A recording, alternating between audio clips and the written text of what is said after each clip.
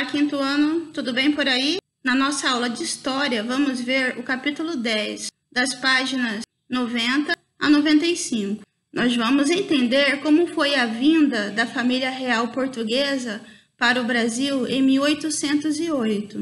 Mas antes de falar da vinda da família real portuguesa, nós precisamos entender o motivo deles terem vindo para cá.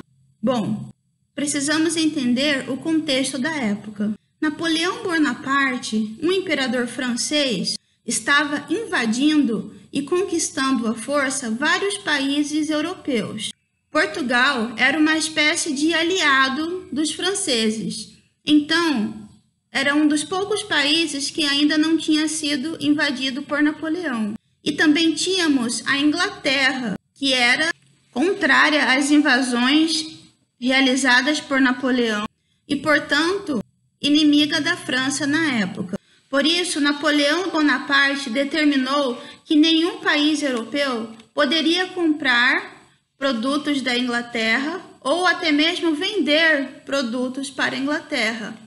Ou seja, proibiu que qualquer país europeu comercializasse com a Inglaterra. Com essa proibição, Portugal vai ficar sem saída. Por quê?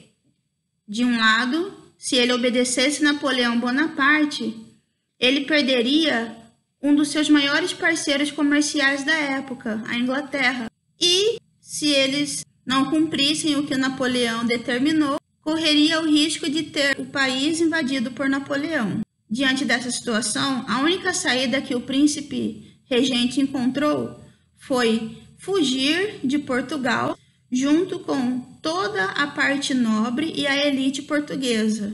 Então, em 1808, cerca de 40 embarcações e 10 mil pessoas da corte portuguesa fugiram de Portugal rumo ao Brasil. Primeiramente, eles vão chegar em Salvador, aportando ali por alguns dias, e logo em seguida vão direto à capital do Brasil na época, Rio de Janeiro. E a chegada da família real aqui no Brasil vai causar uma série de transformações e mudanças. Agora nós vamos ao texto destacar algumas partes importantes da página 90. Na página 90, nós vamos destacar o seguinte. No primeiro parágrafo, nós vamos, na primeira linha, destacar Napoleão Bonaparte. E aí nós vamos pular para a terceira linha. Decretou que nenhum país europeu podia vender seus produtos para a Inglaterra, nem comprar produtos de origem inglesa. Essa medida foi chamada bloqueio continental. Vamos destacar a parte do Dom João, o príncipe regente, decidiu fugir para o Brasil com toda a corte. Depois, em janeiro de 1808, a família real chegou a Salvador, transferindo-se depois para o Rio de Janeiro, a capital da colônia naquela época. E depois nós vamos destacar o último parágrafo dessa página, começando com Dom João, assinou um decreto mandando abrir os portos do Brasil às nações amigas. Com esse ato, nosso país podia comerciar livremente com outros países, pois até então, por imposição dos colonizadores, o comércio só podia ser feito com Portugal. Certo? Agora vamos voltar à explicação. A chegada da família real ao Brasil foi um choque tanto para quem chegou quanto para quem morava aqui. Então, no primeiro momento, eles precisavam se estabelecer em algum lugar. E algumas pessoas, as pessoas que tinham as melhores moradias, as melhores casas e mansões, foram obrigadas a sair delas e dar espaço para que o príncipe e toda a corte portuguesa pudesse se estabelecer. O Brasil começa a receber, então, investimentos em várias áreas. Será construído o primeiro banco no nosso país, o Banco do Brasil. Haverá também construções de bibliotecas, as primeiras faculdades, os primeiros jornais impressos serão feitos, teatros, fábricas, coisas que antes eram proibido fazer. Lógico que todos esses investimentos e construções teriam um preço. Então, o preço dos impostos aumentou muito nessa época. Então todos começaram a pagar mais impostos, mesmo que somente uma pequena parte da população pudesse aproveitar da maioria das novas instalações. Em 1815, o Brasil deixa de ser colônia e passa a ser um reino unido a Portugal por laços de amizade. O que significa isso? O Brasil passa a ter um pouco mais de liberdade em negociar os seus produtos, mas ainda não é independente de Portugal. Enquanto isso, na Europa, Napoleão foi perdendo todas as batalhas, o que foi retirando o poder da França em relação aos outros países. Por isso, em 1821, após cerca de 13 anos, Dom João VI, rei de Portugal, decide voltar para Portugal, deixando seu filho Dom Pedro aqui no Brasil como seu representante. Vamos ao texto agora, marcar algumas partes importantes na página 91. Na página 91, nós vamos começar destacando alguns dos benefícios e das modificações feitas aqui no Brasil. Começando na terceira linha. O regente português criou museus, bibliotecas, teatros e escola.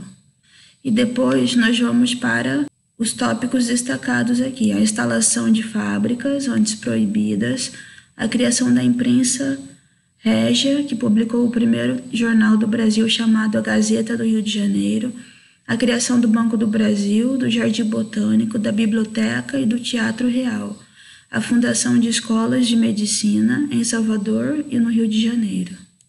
No penúltimo parágrafo, nós vamos destacar em 1815, e aí vamos pular para a segunda linha. O Brasil foi integrado ao Reino Unido de Portugal. Com isso, deixou oficialmente de ser colônia e passou a ser um reino ligado a Portugal por laços de amizade. E no último parágrafo, Dom João foi coroado rei de Portugal com o título de Dom João VI e foi obrigado a voltar para seu país.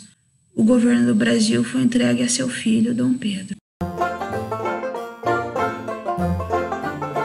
Nesse período em que a família real portuguesa esteve no Brasil, houve também a presença de alguns artistas retratando o que acontecia na época. Nós vamos falar hoje de dois deles. O primeiro é o Jean-Baptiste Debré. Ele era um pintor que recebeu uma proposta de vir para o Brasil como pintor oficial do Império Francês. Nas suas obras, Debré retratava muita preocupação que ele tinha com a escravidão dos negros aqui no Brasil. Nas suas obras também vemos o retrato de comportamentos da época, das vestimentas e das tradições que existiam aqui no Brasil.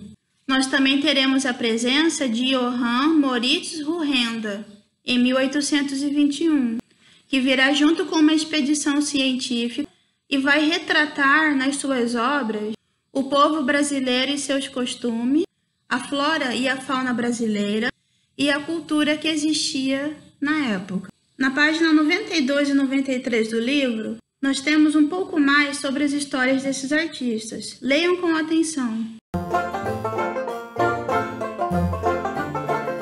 O último tópico do capítulo 10 nos fala da Revolução Pernambucana, que vai acontecer em 1817 em Pernambuco. O povo pernambucano vai protestar contra o abuso do governo português e contra a cobrança de impostos. Eles queriam se separar de Portugal e também desejavam escolher um presidente para governar o país. Vamos para a página 94 destacar as partes importantes dessa revolta. Na página 94, nós vamos começar sublinhando o motivo pelo qual a Revolução Pernambucana começou. Então, ela começou porque o povo continuava na pobreza e acabou se revoltando contra os abusos do governo português, que aumentava os impostos para dar mais luxo à corte. Onde que isso aconteceu? Em Pernambuco, quando, em 1817, e o que eles queriam? Se organizaram com o objetivo de se separar de Portugal. Desejavam escolher um presidente para dirigir o país. E nós seguimos para a explicação das atividades. número 1 está escrito assim: ligue os itens abaixo corretamente. Desse lado vocês terão a definição e do outro lado vocês terão as palavras a serem ligadas: abertura dos portos, colônia, bloqueio continental. A número 2 pede o seguinte: por que a família real portuguesa se mudou em 1808 para sua colônia na América? Então, lá na primeira página do capítulo 10, tem a informação que vocês precisam. A número 3 e a número 4, por enquanto, não serão realizadas, certo? Então, nós terminamos a nossa aula de história por aqui. Leiam o texto com atenção, façam as atividades e até a próxima aula. Tchau, tchau!